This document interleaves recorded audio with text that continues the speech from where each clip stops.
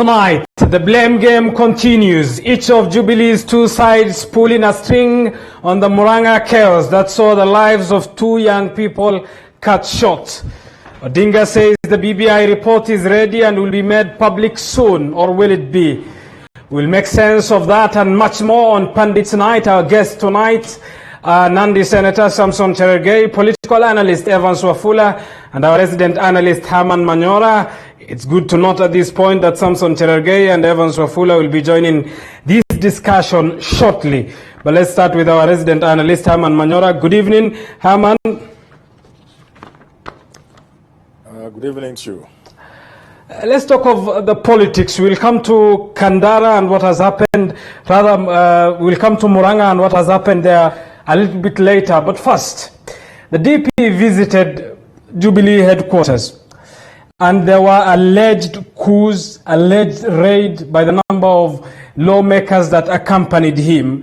Prof, is it a double standard that when he visits, it's a coup and a raid? When he does not, he absconds his duty? We must admit it is difficult being Ruto now, because he's a man under sharp focus. So maybe if he doesn't go there, they say, well, his people organized to be meeting somewhere else. I think they call it Jubilee Asylum Center. Issues arise. Of course, again, he goes to the party headquarters, there are issues. But I don't think it is a question of him going to Jubilee House. I think it's the manner and the timing. The manner really looked like an invasion. The style, the people, and what they were saying. And the timing in the sense that it did happen when the president was out of the country, the party leader. So when you look at these two things, you are left wondering whether it was the right thing for the DP to do. Going there with a crowd of politicians, speaking the things they spoke, in the manner they spoke, and but much more particularly when the president was out of the country. I think it was ill-advised. I don't think it was the right thing to do. That was the third time, Prof, that Ruto was visiting the headquarters of the party in 2 weeks' time. He was accompanied by 38 lawmakers. One would suppose it was a visit of the deputy party leader visiting the headquarters of the party and not necessarily a coup. Even the first one, remember he went there to Jubilee headquarters with a candidate, a lady I think called Akinyi or something like that.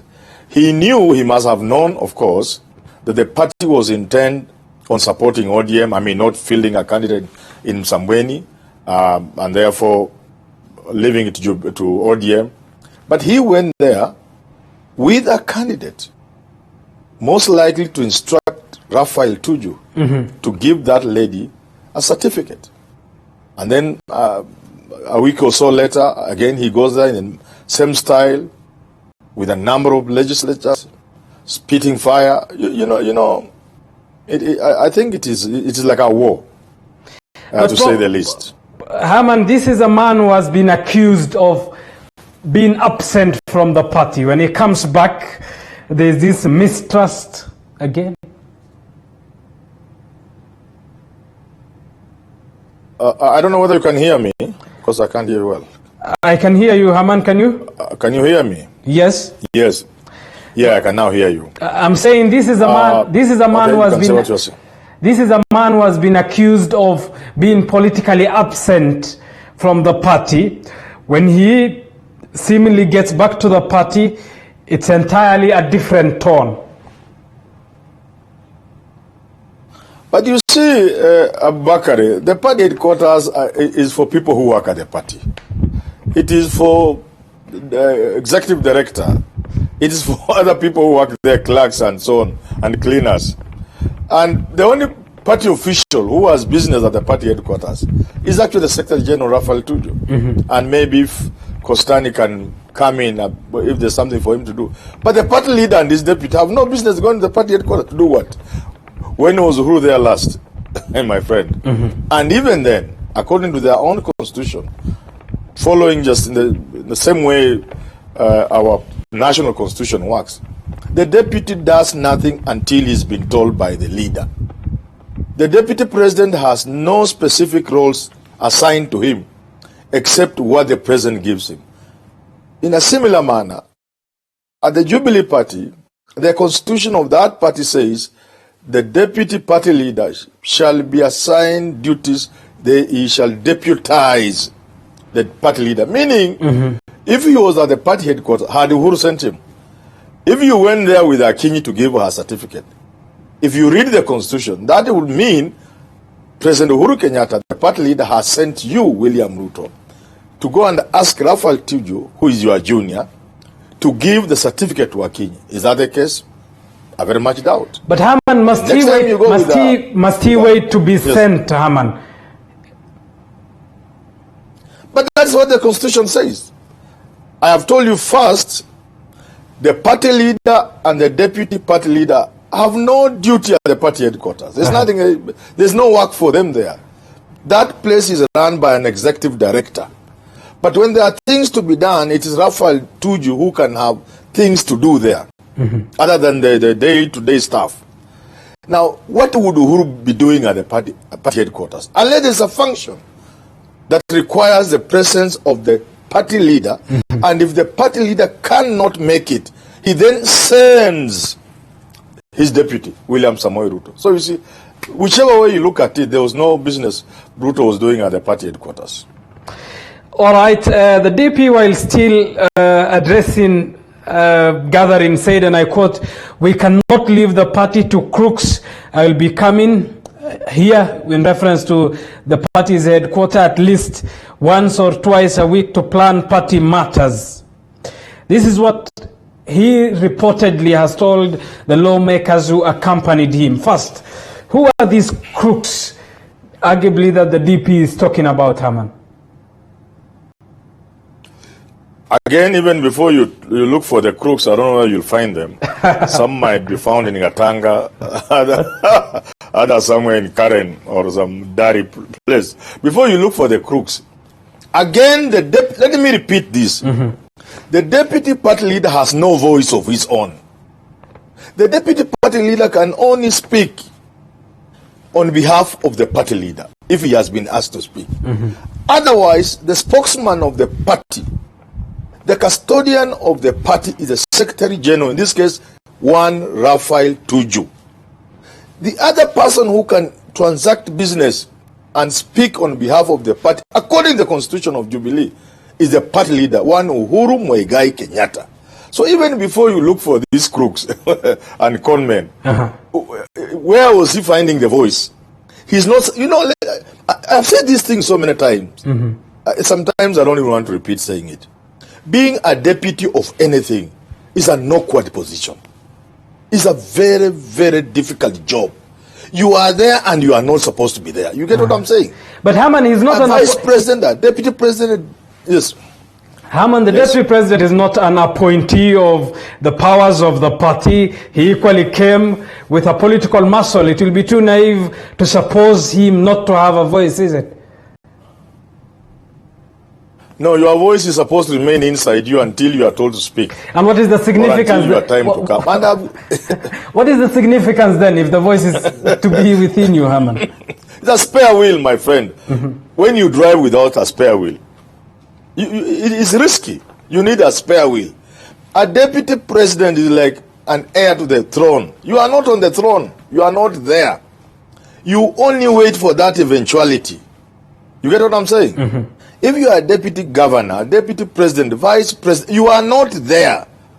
You are there to be sent. And until you are sent, you are not there. You have no voice until you have been told what to say. You get it? Because the danger is you can contravene the position of the party. You may say things the party leader may not have wanted said. You get it? And when the Secretary General of our party speaks, it is always after consultation with the party leader. So you can trust Raphael Tuju what he says. But when the deputy president speaks, he will be speaking as who? You see, it is as simple as being awkward. It's just awkward. It's not, it's a very difficult position to be in. A deputy of that nature. Even in our school setup, those of us who are teachers, the deputy principal is like, it's not. You wait until he's met the principal, then you wonder, this man was a man. This lady was a lady of substance. You are supposed not to be there. So Haman, but matters of Haman, let me interject you at that. Let me interject you at that point, Haman. It's more than being the deputy, isn't it? This is a long-serving politician who has an interest in the 2022 and post-2022 politics. If his track record is what will be best to judge him, he won't be quiet now.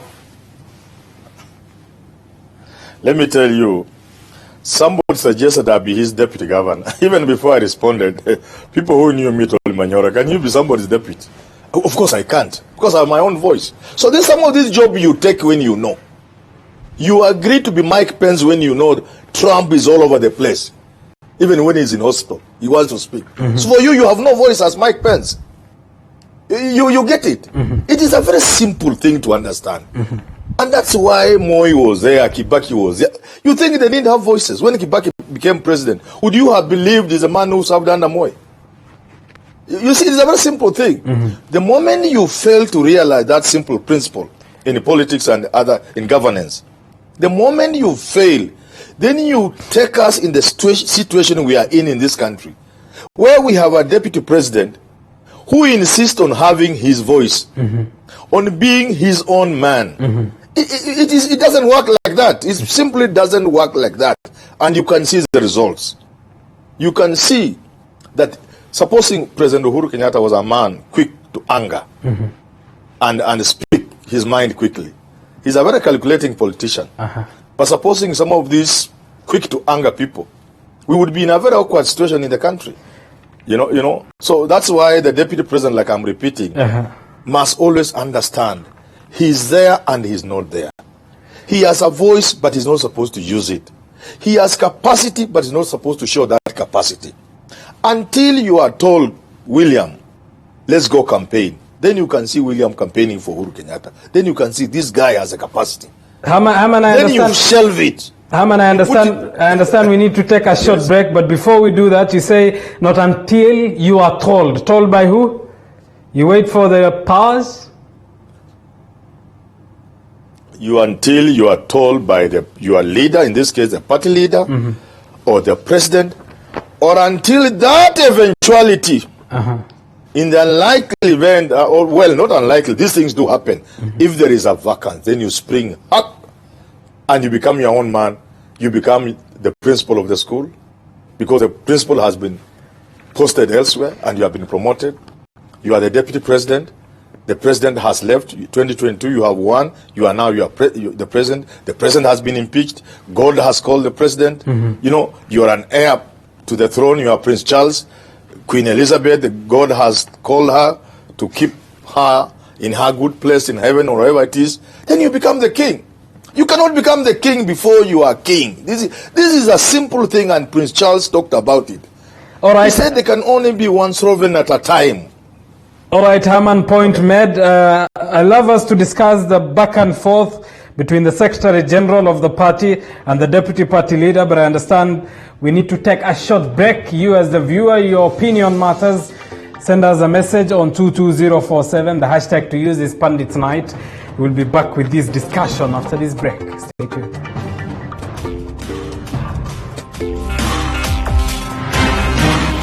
Kila siku ya Jumatano tunazungumza, tunaulizana na tunajuzana masuala ibuka ya kisiasa. Kuna Uhuru is not in Kirinyaga. Maisha yangu ni huru na watu wangu wanyali.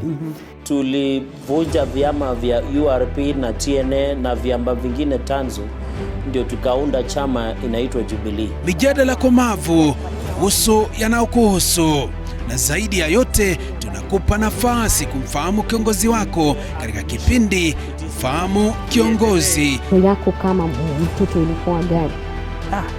Mimi nilizaliwa, sasa najuaje wakati namuuliza maisha. Kwanza ilikuwa tu ni jaribu kabisa kufikia pahali ambapo nitafika Nairobi. Najua ilikuwa ni kazi ambayo ilichukua siku mingi sana kufika Nairobi. Kila siku ya Jumatano kuanzia saa 1:30 hadi saa 2:30. Ungana naye Elizabeth Mutuku, usikose.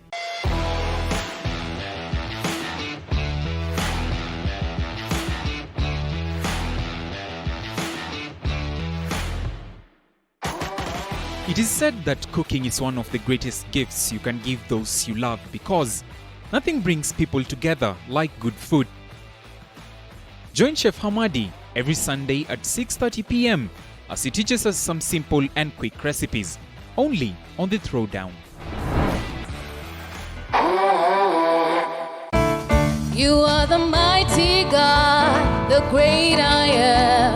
Hallelujah, hallelujah. This and every Sunday, TV47 brings church straight to your home. Come, worship straight from your home as we bring you the Sunday church service at the All Saints Cathedral from 11 a.m. Kila siku ya Jumatano tunazungumza, tunaulizana na tunajuzana masuala ibuka ya kisiasa. Kuna Uhuru he is not in Kirinyaga. Maisha yangu ni huru na watu wangu wa Nyali.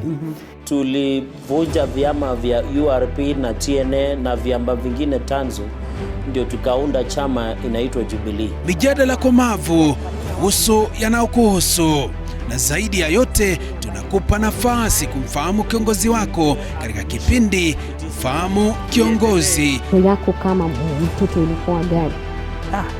Mimi nilizaliwa sasa najuaje maisha ilikuwa. Wakati namuuliza maisha Kwanza ilikuwa tu ni jaribu kabisa kufikia pahali ambapo nitafika Nairobi. Najua ilikuwa ni kazi ambayo ilichukua siku mingi sana kufika Nairobi. Kila siku ya Jumatano kuanzia saa 1:30 hadi saa 2:30. Ungana naye Elizabeth Mutuku, usikose.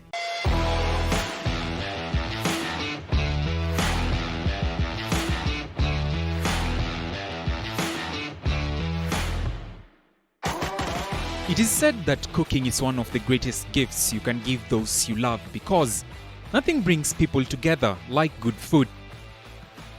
Join Chef Hamadi every Sunday at 6:30 p.m. as he teaches us some simple and quick recipes, only on The Throwdown. You are the mighty God, the great I am. Hallelujah, hallelujah. This and every Sunday, TV47 brings church straight to your home. Come, worship straight from your home as we bring you the Sunday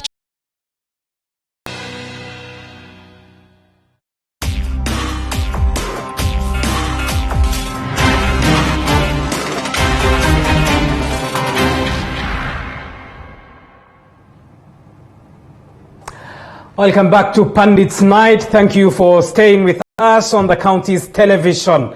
As always, you as the viewer, your opinion and voice matters and counts. Send us a message on 22047. The hashtag to use on Twitter is Pundits Night. Leave us a comment on all our social media platforms.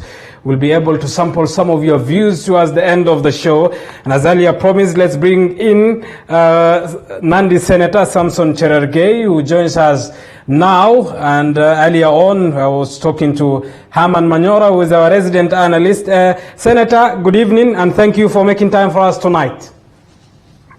Thank you, Abubakar, and thank you for hosting me tonight. And I've been following keenly before we took a break. Fair enough. 3 times the Deputy President has visited the party's headquarters in the last 2 weeks. Some have termed these as the Deputy raiding the headquarters of the party, others to the extremes of a coup. What, in your view, is these visits about? It is unfortunate that Jubilee as a party has degenerated to that level. Because when you look at the constitution of Jubilee, it's very clear that the deputy party leader shall be the deputy president. And that provision of I wish I could hear what he's saying.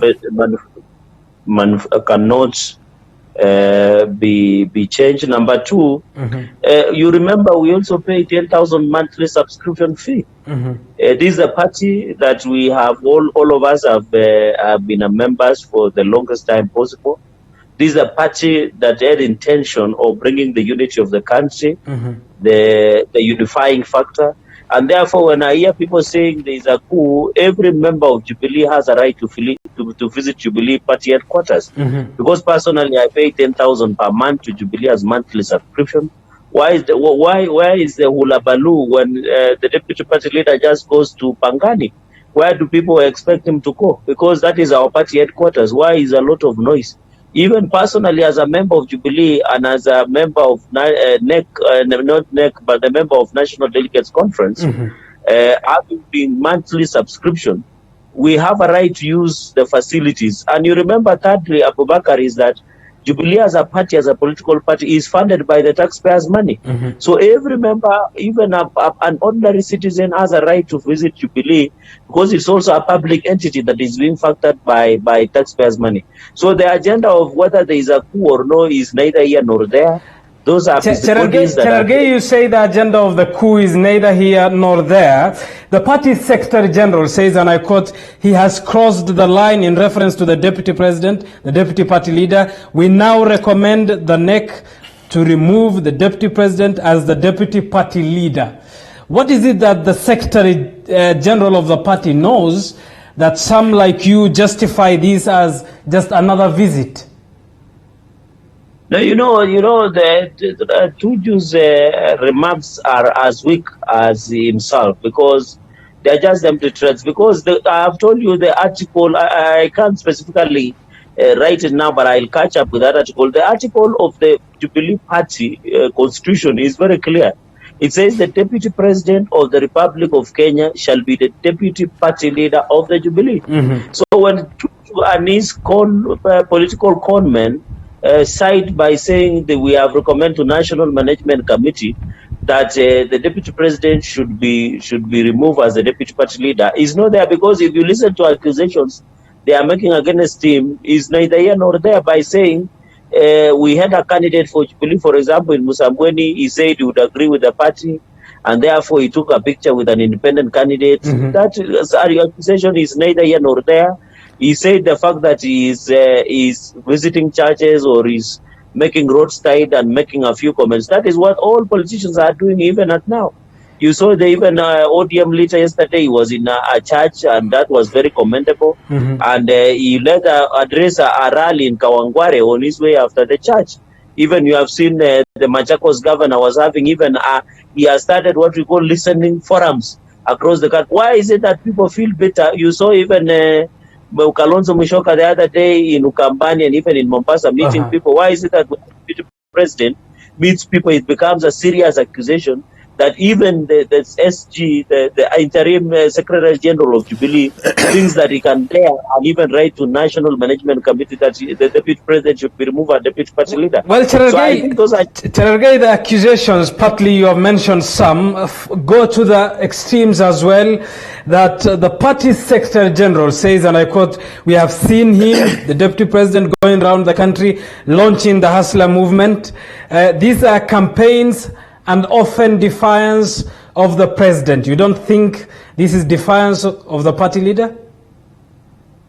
No, we need to understand what is a campaign. I when I see people and people misleading Kenyans, when as a politician, I will tell you, when I'm campaigning, you bring T-shirts, you bring banners, you hold rallies. I have never seen campaigns where the rallies are done inside a church. I've never seen a campaign where you are doing an empowerment program or a fundraiser for a group. It is part of our society.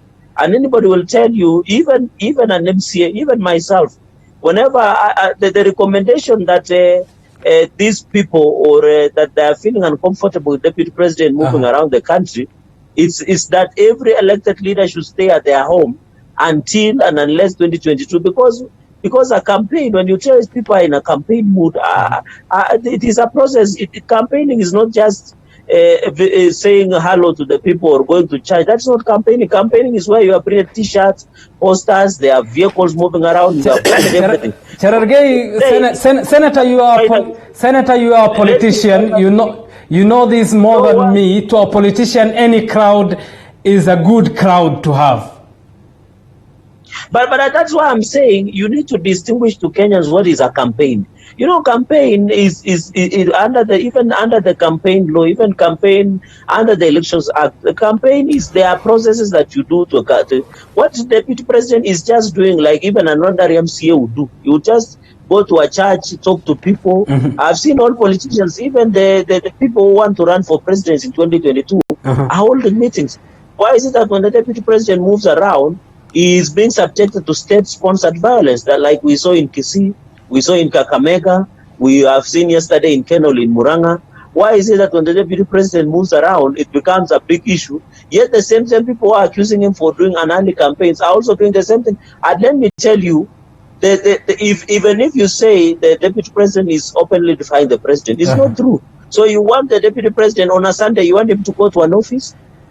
You want him to work on a Sunday? It is part of his agenda that on a Sunday he doesn't want to sleep in the house or in his own house. He wants to worship and maybe visit the people, just the way all politicians do. All of us after parliament on Fridays, you'll find people going to Mashinani. All right, Senator. All right, Senator. Let me bring Herman to the discussion. Herman, the senator talks of the deputy president going to church, meeting Kenyans at wherever they are, and he sees no problem with that. Why should some see and have a problem then with that, Herman? You know, Senator, my friend Ralgay says he has a right to go to the party office, party headquarters. He pays monthly subscription. They form this party, it belongs to them. Perfect. I only want to remind him that the deputy president is not there. This is a point, unless you get, you have more right as the senator, as a member of Jubilee, to say something even in a Jubilee meeting than the deputy party leader. Because the deputy party leader only speaks when he's speaking on behalf of the party leader. He has no voice. He has no presence of his own. So you can go to Jubilee headquarters if you are any other official, any other party member. But the deputy president can only appear there on an assignment given to him by the party leader. Now, when it comes to going to churches, the deputy president is a Christian, he is free to go to church, is a good thing. Anybody saying he should not go to church surely is being unfair to him. I mean, a man must worship if he has to worship. But what we are saying, I will tell my friend Senator Cherargei back to the days of Moi and any other vice president who has been in this country. Whenever you followed them, for those of us who are there, the senator was maybe a little young, you will always see the deputy president or the vice president then making it very, very clear he's there on behalf of the president. Even when he has not been sent. And even William Ruto was doing it in the first term. You will see, yeah? He's not even, he leaves no doubt, if you are there, that he's not there, he's not just there with the blessing of the party leader or the president, but he's almost there on behalf of the president. In whatever he says or does, that comes out very clearly. And you can see it even in big democracies like America. When I keep referring to Mike Pence. You can see Trump is never away from his mouth and his presence.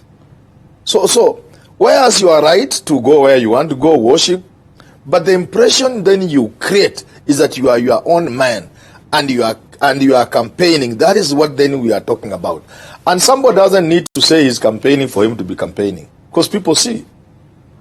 You see now the difficulty for the deputy president, whereas Raila and the rest and Mudavadi can actually campaign. Him, he cannot campaign unless it is with the blessing of the president. So let me say this thing for the last time, Abubakar. The moment you accept to be a deputy president, you must know you have surrendered yourself. You disappear somewhere under you are subsuming yourself under somebody. You are not there. You see, you have no voice. So the moment you contravene that, then you create the situation we are in this country. Fair enough. That's what I want to say. Let me bring the senator to the discussion. Senator, hoping that you have listened to what Herman said, is it too much to suppose then that the deputy of any president should be a silent one? With all due respect to Herman, who happens to be my neighbor because he comes from Vihiga, is that I want him to produce a clip where the deputy president has not referred that is the deputy or the principal assistant of the president. You remember recently when he hosted a business meeting or consultative meeting with some Kenyans in his official residence, that there is no assignment that he has been given by the president that he has not done to perfection and with distinction. And whenever the deputy president has spoke, he has referred to his boss as President Uhuru Kenyatta. So I don't know where this narrative is being built that the deputy president is campaigning by the fact that Kenyans demand him to maybe say hello or jambo, which is done by everybody. Even an MCA will tell you, whenever you go to a function, people might want to tell you jambo or to hear you making a comment. But Senator, it's more than a Senator, it's more than a comment. It's more than the jambo and the greetings, isn't it? Look at what he says as a deputy president. And I quote again what he has said. I'm here to change the narrative in our politics and they won't stop me. Yes, it's time for change, time to talk and walk the hustler narrative, not about sharing power but empowerment, not about positions but jobs for our people, not about leaders but ordinary citizens. This wheelbarrow conversation will continue. This is a political statement, arguably, the DP is making. This is more than greeting, Senator. Of course, you have to appreciate, Abubakar, you have to appreciate that the deputy president is also a politician. And number two, he is elected alongside the president. And that is why, apart from other deputy presidents that we have had in the country or vice presidents, he is the only deputy president that under the constitution he can be elected. And therefore, he has a right under Article 37 or 38 of the constitution, what we call political right, just like any other Kenyans, to express in freedom of expression of what he believes in. And I think there is nowhere that he has... the foundation of Jubilee, and let me take you back. When we collapsed many political parties, I think above 12, when we collapsed them to form one national political party, if you look at the ideals and vision and aim of Jubilee, was to bring the unity of purpose in the country, was to have a vision where all 47 million plus Kenyans can sit in a table and discuss their differences. The only fight that the deputy president is facing is because he has brought what we call the small people to the discussion table. And you remember the narrative that has been built by the BBI is that they want to discuss. They have been telling us the reason we have electoral violence in this country is because of issues of power sharing in this country. But the deputy president has been consistent that even as we discuss about sharing of political power, we should discuss about mama mbogas, the boys who drive mikokoteni, the wheelbarrow pushers, among any other, and even mama mbogas and car wash and saloon. Those are the people that always get lost in the discussion of having the sharing of the national cake. And I don't think there is an offense of discussing about the people who live from hand to mouth, because when you talk about maybe border riders, these are the people, as I conclude, these are the people who also matter. Why would you want people to discuss about BPI in terms of power sharing, and you don't want them to discuss about the border people? And these are the same people who 8 years ago or 7 years ago, Jubilee said tuko pamoja. I think hatuko pamoja, but I want to assure you where we are undergoing through a tulikuwa pamoja. We are undergoing through a noisy and a messy divorce.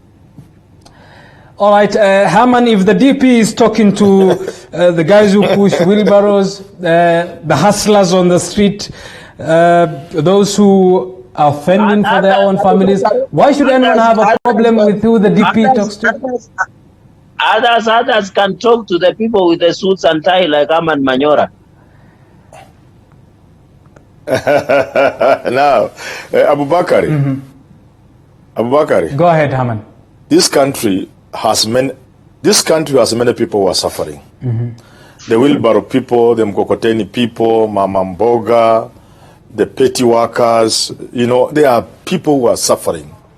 A frightening number of Kenyans live terrible life, below poverty line. There are many people, at the end of the day, they don't know how to face their children because they have nothing to eat. There must be somebody to speak for those people. And we must change that situation.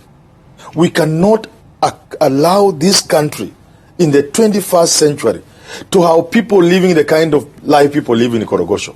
We can't allow it. And therefore, leaders like Cheryl Gay must speak for those people. There must be people to speak for them. But Abu Bakari, I hope Cheryl Gay is listening. Where would the deputy president get the voice to speak to them? He doesn't have a voice. Those rights Cheryl Gay is saying, rights of whatever, expression, whatever, you surrender them the moment you agree and accept to be a deputy president. This message Kenyans must get. The moment you agree to be a deputy governor, deputy president. But Abubakar, let me just finish. Let me just finish. Senator, let Haman finish. Let Haman finish. Then we come to you. President Uhuru Kenyatta I'm just about to finish. How sure are you that the president is not in agreement with it? He has never opened. Let me finish. Haman, go ahead. We'll get to the senator after your remarks.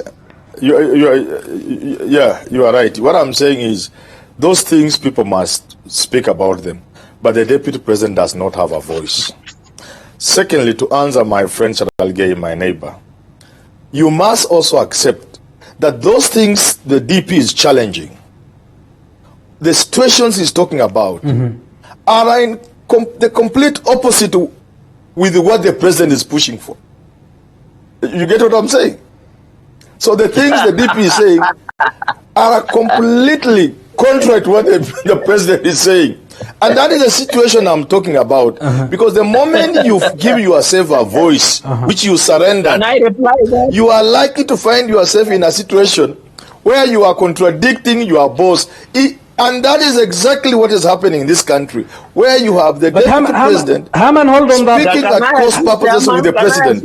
Haman, hold on that thought. Senator, I'll come to you. Senator, I'll come to you. I'll give you a chance to respond to that. But Haman, the DP talks of empowerment. He talks of creation of jobs. He talks of ordinary citizens and addressing their problems. These are issues that the president talks about as well. Are supposed to what the president is pushing with BBI. All those things he's saying are supposed to the agenda of the president. You see, that's why the moment you find your voice and you express it, you will find yourself in an awkward situation where you are contradicting your boss. And yet you agree to be deputy president, not co-president. And Haman, this is a very simple thing. I don't even understand it. Yes. All right, Haman, you say the DP does not have a senator. Hold on. Can I ask Manyora? Can I ask him before I forget? Okay, go ahead. Now Ahmad Manyora is making a very interesting, because even if let's assume President Kenyatta is pushing, which agenda is President Kenyatta pushing? Yet the Big Four agenda is in shelves. Number two, which agenda is pushing if the PPI report has been completed by the chair, Yusuf Haji, and that PPI report is about sharing power?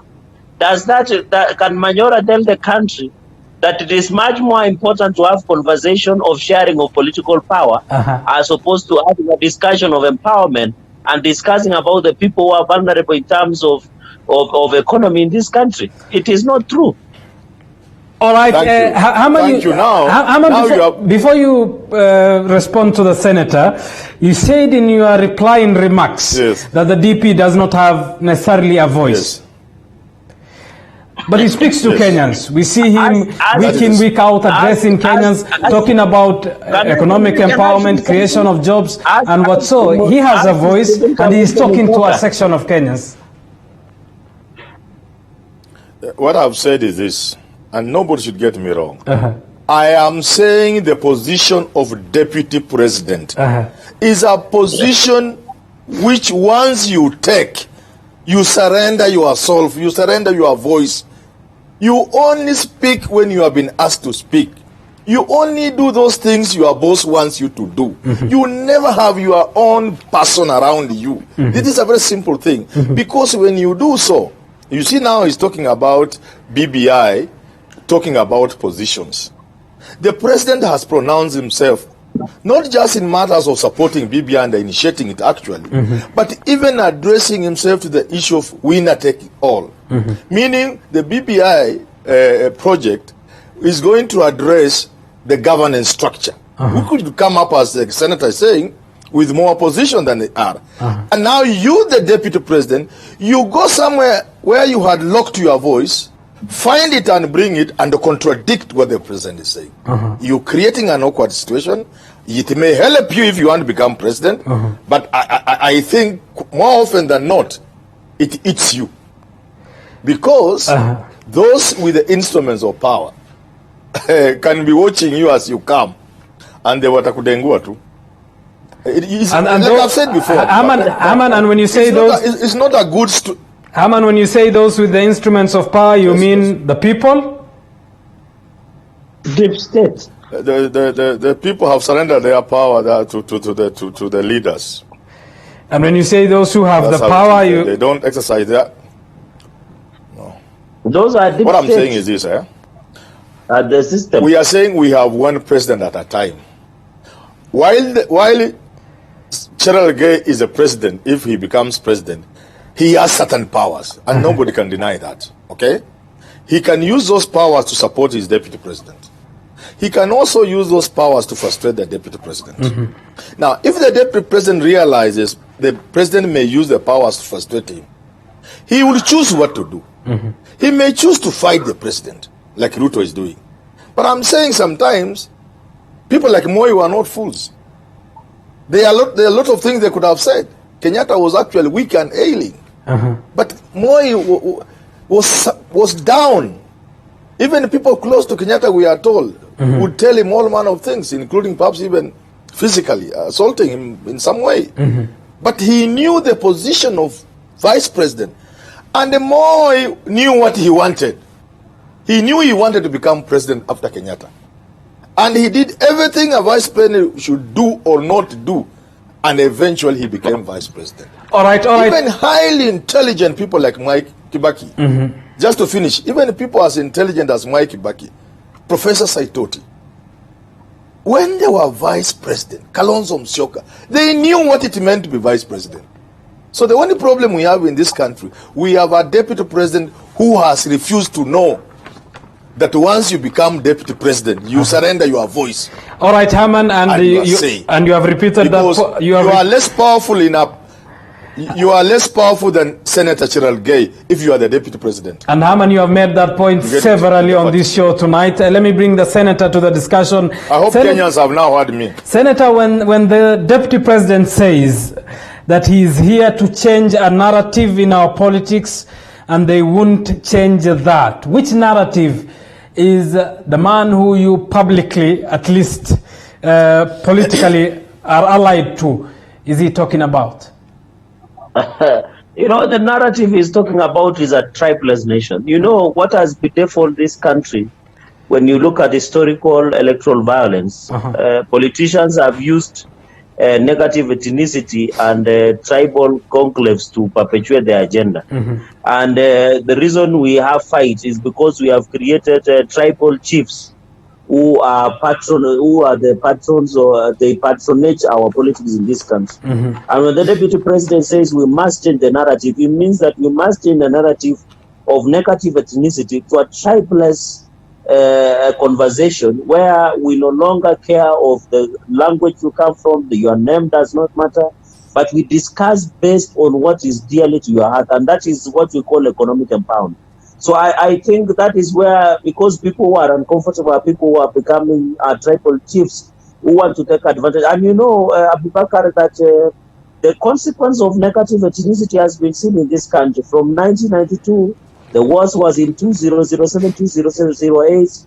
And that is why even today, when we issued a presser, we even invited the international community, the ICC, to be keen on the emerging of state violence against the people. And that is what happens when we don't have a level playing ground and where we need to move away from negative ethnicity to a tribeless conversation where we are discussing about the economic empowerment as opposed as which tribe should lead or who should become the president because of coming from tribe XYZ. Senator, we will come to the economic empowerment. Just on the question of a tribeless Kenya, is that not what your party told Kenyans in 2012 in Nakuru when the then TNA and URP came together to forge this unison politically? That is what the president and his deputy told the Kenyans in 2012. You know, in fact, that has been the ideals of Jubilee. The only mistake that Jubilee has happened, and by the way, we are on the process, we are finishing, the funeral rites of Jubilee is almost beginning. What the people who came and hijacked the party did not understand the ideals of Jubilee as a party, where we had collapsed all political parties to have a national outreach party that you will belong based on the ideology, not based because it is a party that comes from the region or your tribesman is the party leader or what have you. And I agree with you, when we formed Jubilee and we collapsed other parties, major parties, to form one party, was to bring the nation as a united nation. But the mistake that happened to Jubilee, because we are almost going for the final funeral rites of the Jubilee party, is because we allowed political opportunists to hijack, trying to fulfill their own selfish interests. But the idea of President Uhuru Kenyatta and Deputy President William Ruto was to form a party, a national party that would promote the ideals of unity of a country. On the question of economic empowerment, Senator, and this is what you have brought up, the DP says this wheelbarrow conversation will continue. As a deputy president, the second in command, one would expect that he leads in the crafting of policies that are youth-friendly and economic-friendly to the larger population of Kenya, than give out wheelbarrows.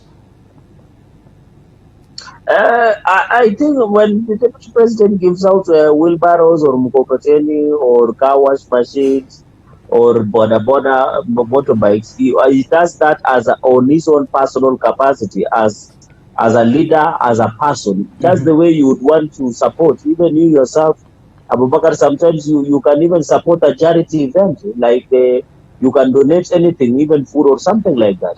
The issue is, by the way, it is shocking. Our colleagues from the other side who are fighting the deputy president have always spoken from two sides of their mouth. Because one, they say that what the president has decided must be followed. Yet now they want to question what the deputy president has done as the deputy president of the Republic of Kenya. But Senator, is it not the case? Assistant. Senator, is it not the case that one would expect? It is not a government policy. The Kenyans should get it right. It is not a government policy for the deputy president to be giving out those opportunities or whatever. He is doing it on his own volition. The government policy has been articulated, and I think Aman Manyora has said very well that what the questions we have been asking, if you have seen, we have been asking the president and the government, where is the Big Four agenda? That is now the policy that will, for example, you talk about manufacturing. If the Big Four agenda had been implemented properly and established cottage industries and established manufacturing industries across our counties, then we would be asking the question, the policy, that is a government policy. But when it comes to deputy president, is in own small way, has decided that as the government is just supplementing what the government is doing by saying, since I have this small or this much, I can support one or two youth, because as we talk, there are many young people across this country, or 6 million plus, that go daily without a formal or even informal job, and therefore it is a challenge that the nation is facing, that most young people are either underemployed or do not have an opportunity. So when anybody... But Senator, allow me to interject you at that point, and I still stick with my question. Is it not the case then that the deputy, the second in command, the expectations would be he rallies lawmakers like you, be it in the Senate or Parliament, to craft policies, laws that are economically friendly to the young people, then give out wheelbarrows? In fact, Abubakar, you are spot on. That is why I have been asking, if you have heard, I have asked, the president told us there is what we call Big Four agenda. That Big Four agenda has never been brought to Parliament for us to streamline, for us to do proper streamlining and ensure that we pass necessary legislation We pass necessary policies. We pass, so those issues of maybe, for example, the Big Four agenda has never come to the floor of Parliament, so that as parliamentarians, we can now work on the policy and legislative intervention so that it becomes easy to implement the Big Four agenda. And it has not, now the Deputy President cannot rally us in Parliament to support an agenda, yet it is the President and the Cabinet, and even the Deputy President who sits in Cabinet are supposed to bring all those. It is the calling of the President. The President cannot bring that issues to the floor of the House. He will also, the people like Manyora will come quickly and say he's insubordinating the President. All right, Senator, given then the political attention that the wheelbarrows and the hustler tag and term have received, is this then to some justifiable to be identified as a campaign tool come 2022? I think there is no problem. Every politician, even an MCA or myself, or even other political presidential contenders, they will have an identity. I sometimes see some some presidential contenders saying I'm safe pair of hands. Others are saying I'm clean. Others are saying I'm new, fresh.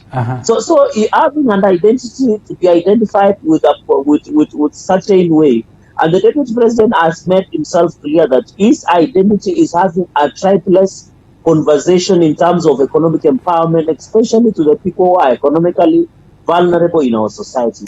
And I don't think it is a bad thing, or it is something that is identity to a politician. And every politician has his own identity. The conversation, and number two, the conversation that the Deputy President wants to bring at this identity is to have a conversation of where we have a united Kenya based on common issues, devoid of negative ethnicity, or political or tribal chiefs, or even political patronage, regional political parties. And I think that is where his identity is going to be, even in now and in 2022, when he will officially, and people are saying we are campaigning, we can tell them mambo bado, it is still too early. Yeni kupasha misuli moto. So all right. Senator, at that point of exercising, Haman is laughing. Haman, you want to respond to that? These hustler people, sometimes they can amuse me sometimes.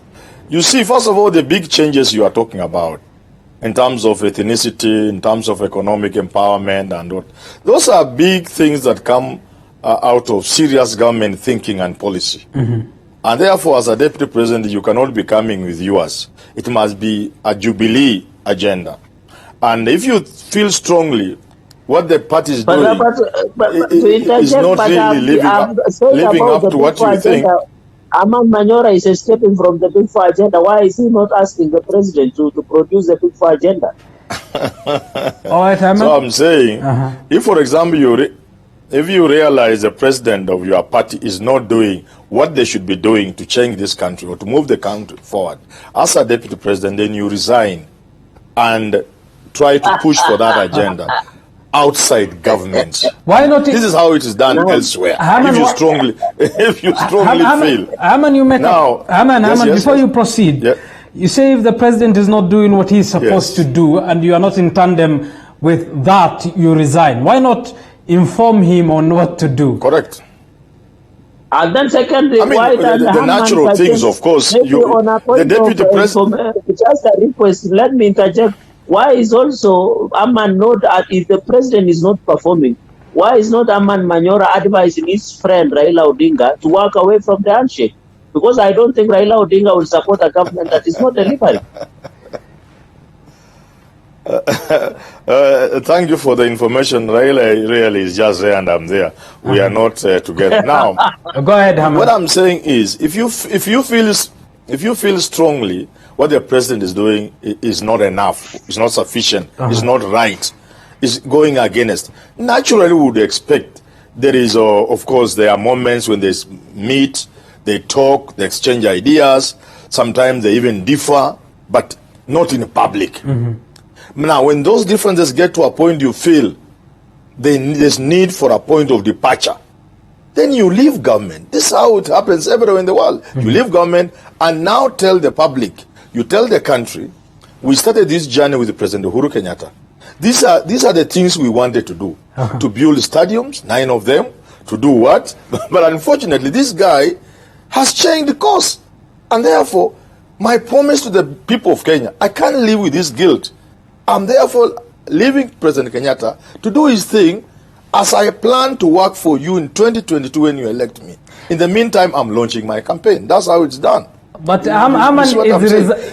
resigning not a political suicide to commit?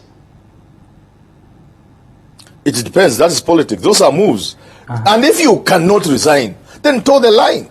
Because you are the deputy, don't make me repeat this thing. If you cannot resign, then do what the president asked you to do. Now let's go back to the wheelbarrow, because this wheelbarrow thing, you know, we are making people laugh at us. I will tell you the psychology of philanthropy. Behind every philanthropy move, there is guilt. The people who get money in bad ways, especially the thieves who rob society, try to assuage that guilt by giving kidogo to society. It's a bad thing. The culture of handouts will destroy this country. If there's anything I would remember Kibaki for, President Kibaki, it is the idea he tried to move Kenyans from being beggars in their own country, from depending on people to give them handouts, from going to State House to look for money. That is something Kibaki tried. In fact, if you remember, if you can find out, Kibaki even tried to ban Harambe, because it is through that people steal so that they may be seen to be development conscious. So this wheelbarrow thing, and I want to tell people who are talking about the wheelbarrow, every time there is a person you want to give a wheelbarrow, you are testifying to the fact that some Kenyan has messed this economy so that there are no jobs, so that you now have a man to give a wheelbarrow. Every time you give a tank, a water tank, and a mkokoteni, you are giving to a person whose country has allowed people to steal money that would have been used to put in place programs. Every time you have a jobless Kenyan lining up somewhere for a wheelbarrow, you are actually revealing that you are importing things in this country and killing manufacturing in this country, and therefore killing jobs of Kenyans to how people you can give wheelbarrows. But Haman, as the senator, Haman, as the senator said earlier on, the deputy president is doing this at an individual level. If he is philanthropic enough to do so, why should it worry anyone? That's I have told you. The deputy president of our country is at the leadership level where he should formulate policy. He should try together with his party leader to ensure that we stop dumping in this country. All these substandard goods that come in this country that have killed manufacturing. Look at the shoes we wear. All of them, they are plastics from China and Italy and Turkey. If you just stop these plastics that are being dumped in this country, so that every shoe you wear today in this country is made in this country, you would have created thousands and hundreds of thousands of jobs, and there will be nobody to give a wheelbarrow. Let us create jobs for our people and not give them wheelbarrows. You get what I'm saying? All right. The wheelbarrow thing and narrative is a bad thing for this country. Let us create jobs for our young people. Let's not also make young people think that you can just be lazy somewhere not doing anything, then you happen at Manyora's residence, then he gives you a mkokote. That's bad for a country. It is similar to the gambling we have allowed to take root in this country, where people think you can just put 20 shillings somewhere and boop, you have millions. All right, Haman, let me pose that as a question. Let me pose that as a question to Senator as we wind up the show. Senator, create more jobs, give less of wheelbarrows. You know, Aman, you should be honest. And I remember we have. Let's assume that.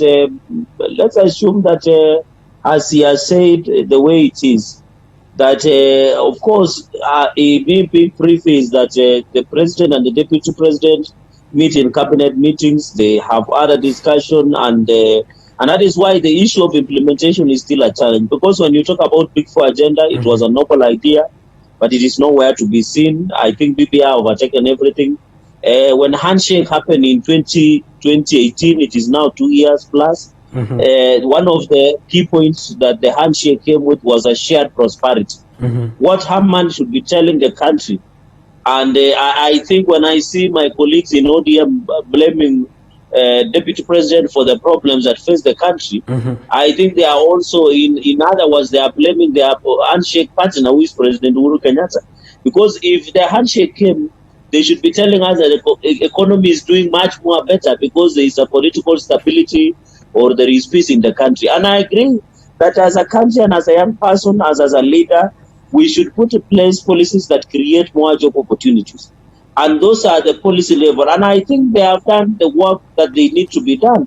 Because the policy, like the Book 4 agenda, it has been crafted. It only needs to be taken to the relevant agencies for full implementation. But what has overtaken the issue of maybe Book 4 agenda is we are now talking about BBI. BBI in itself is something that is being tried. And I've had a wrong narrative. People are saying, when we pass BBI, it becomes an instant solution to our problems that we are facing in the country. You don't think it will be as we wind up?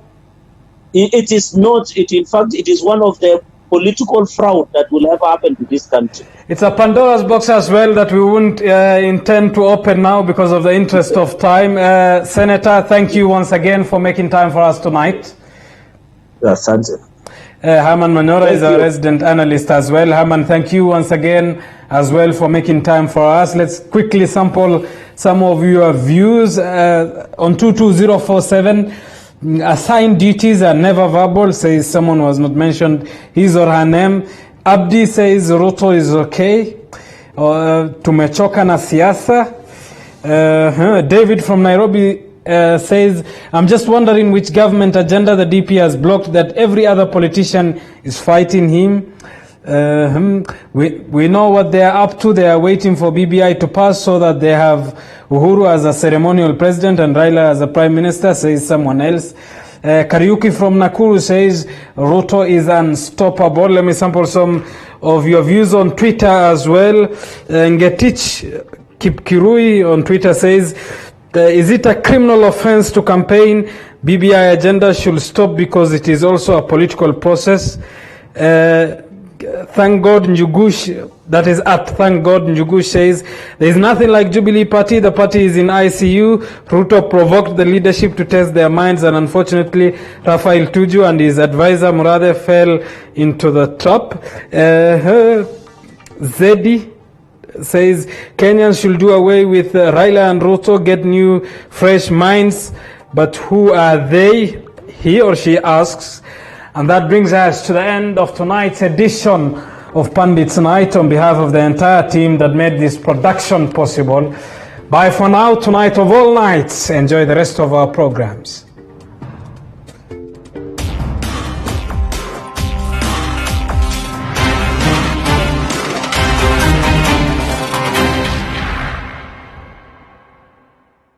If you have any comments or complaints about our news or any of our programming content, please get in touch with us on telephone number 0740 047 047 or write to us on maoni@tv47.co.ke. PO Box 2358 00621, Nairobi, Kenya. Or you can visit us at our office number 10, Ojijo Close, off Ojijo Road, Parklands, Nairobi, Kenya.